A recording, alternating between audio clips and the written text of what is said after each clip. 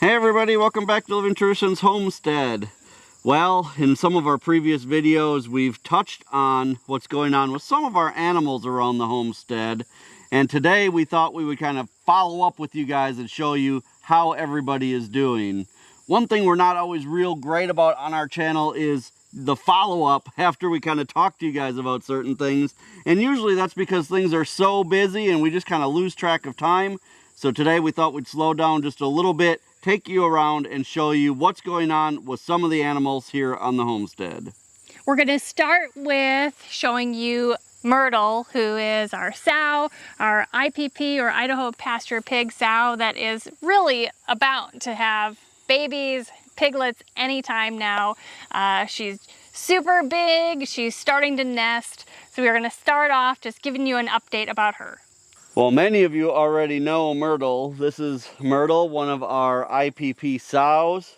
And Myrtle is going to be having babies here any day now. You can see just how big she's getting. And her nipples are starting to swell up a little bit. Her backside is starting to swell up a little bit. And she's getting a little bit cranky.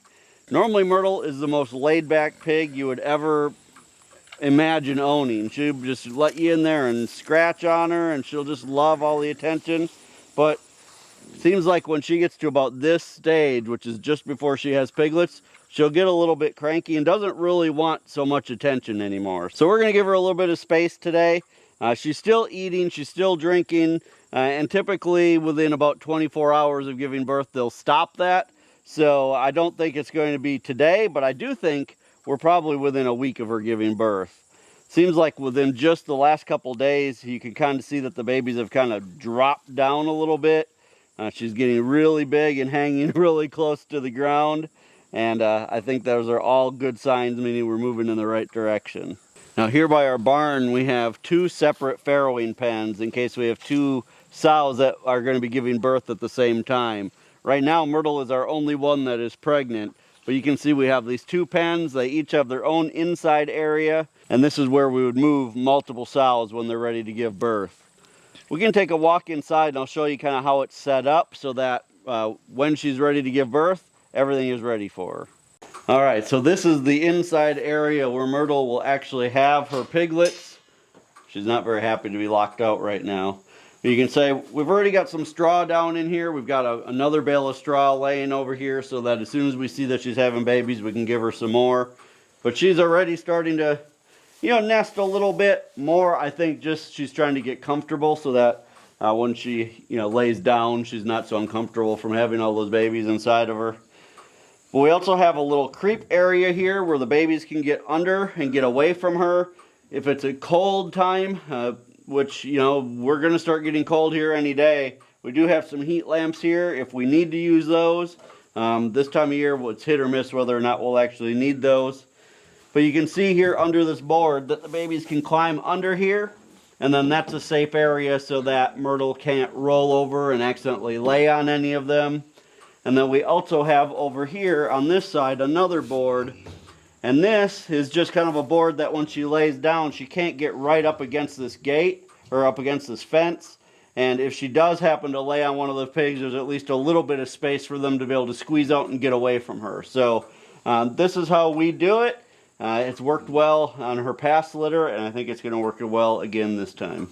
Now, once Myrtle has her babies, we'll actually keep this door shut and keep her in here for several days. We'll be able to give her food and water in here so that she can just stay in here with the babies and everybody can be nice and safe.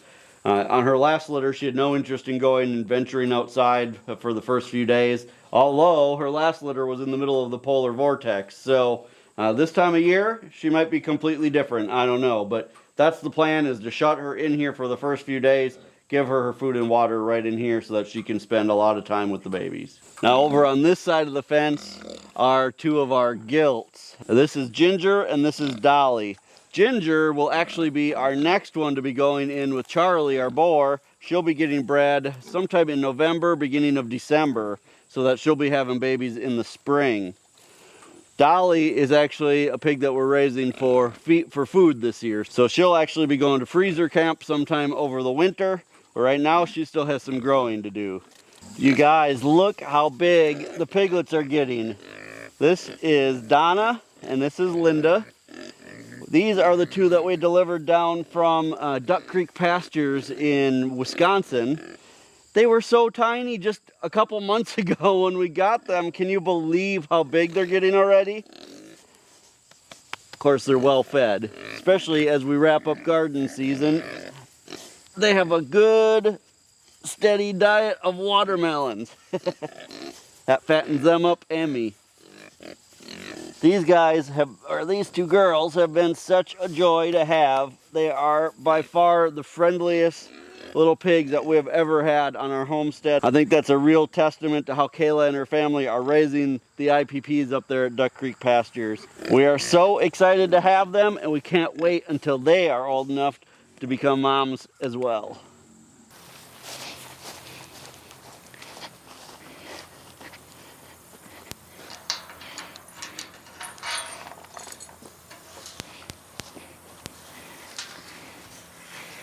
Now, it's been a long time since we've talked with you guys about our dairy cows and shown them to you, so we thought we'd stop by and give you guys kind of an update how things are going. They're both doing really well.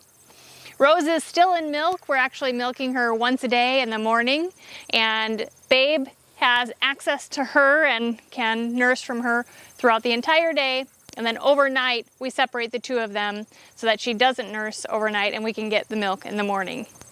Now, Babe is 6 or 7 months old, definitely old enough to be weaned. We are going to be weaning her in the near future, but there are a couple things that we need to do to get ready for that before we can wean her. So our plan to wean Babe is to separate this pasture. We actually kind of call this our dairy pasture because this is where our dairy cows come to graze. This pasture is pretty big. I don't remember how many acres it is, but it is big enough that we can separate it into two. We're going to cross fence it down over there, split it into two. It was one thing that we've been thinking about all along, is to be able to cross fence this and divide this into two. And that's why when we put in water lines and frost-free hydrants, we have one frost-free hydrant on this side and one in the area that's going to be the second dairy pasture. So this area here is the section that we'll be fencing off for Babe. We're going to use the same type of electric fencing that we used when we modified one of our other paddocks to make sure that our bull and actually our steers will stay in over there. So we're going to use that same system to cross fence. We'll either use 1 or 2 strands. We haven't quite decided yet. You can see we already have water set up for her. We do have a watering trough we could just bring it over and set it up. The one thing we don't have yet that we will need is some kind of shelter, some kind of way for her to get out of the elements. What we're going to provide isn't going to be anything fancy. It just needs to be, 3 sides with a roof so that she can get out of the wind, get out of the snow, ice, rain, whatever it is. We need to figure that out and build that quickly so that we can get her separated from Mom. We want to have this project done for her before the weather gets too bad. We have actually probably a couple months before it gets too bad, so not that time sensitive, but that is one of the projects that we're going to be working on this fall before winter comes. Now, almost 2 months ago, we had Rose artificially inseminated, and so just in a couple days, we'll be able to test her and see if she is pregnant. So we're excited, hoping for the best. We are hoping for another Jersey heifer calf. That will be our plan going forward, is to use artificial insemination with sexed semen, Jersey semen, so that we can continue raising Jersey heifers, and we're hoping to be able to sell them in the future. Rose and Babe are both registered Jerseys, and so by using the sexed semen, all of their heifer calves will be registered as well, knowing that they have amazing genetics and will provide some amazing cows, milk cows. Very sweet, sweet girl, and provides our family with the most amazing milk and cream and butter and ice cream and yogurt and all kinds of things. All right, well, we're down on this side of the property. Let's jump across the driveway here. Let's call Tex and the steers up and give them some treats for the night. I know a lot of you have been wondering how this system is working. If you missed the video recently where we were talking about how we built this electric fence system to keep Tex in over the winter, go ahead and back and watch that video. But basically, we fenced off this it's about 5 acres of property here. We put an electric wire. We already have barbed wire, 5 strands of barbed wire all the way around this area, but we also ran an electric wire just on the inside of that and across the gates so that Tex can be separated from the cows over winter. Our plan with this is to only allow Tex is our bull, Tex to be in with the cows during the time of year when we really need him to be breeding them, and then be separated the rest of the year so that hopefully we can get our calving season down to just a couple months. A lot of you have been asking how the system with the gates was working, so let me show you how this works first and then we'll call them up.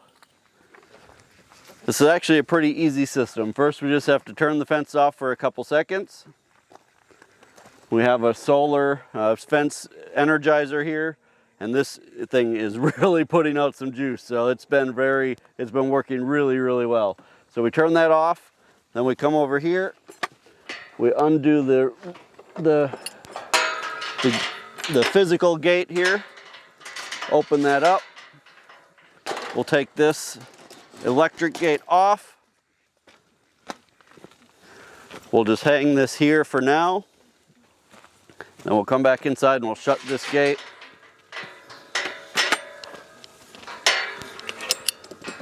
And then we can turn the fence back on while we're in here. So now everything else is electrified, just this gate right here isn't. All right, let's call them up and give them some treats. Now, I know you're gonna yell at me, but I'm gonna call them cows because that's what they're used to being called. When the whole herd is together, we yell, "Come on, cows." So I don't think Tex is gonna get his feelings hurt if I call him a cow.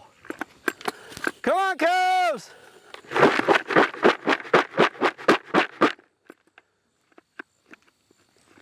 Come on, cows!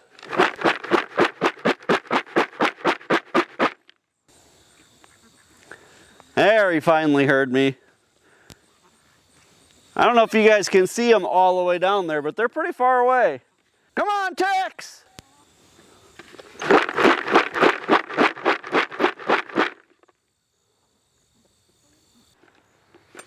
Hey, Tex!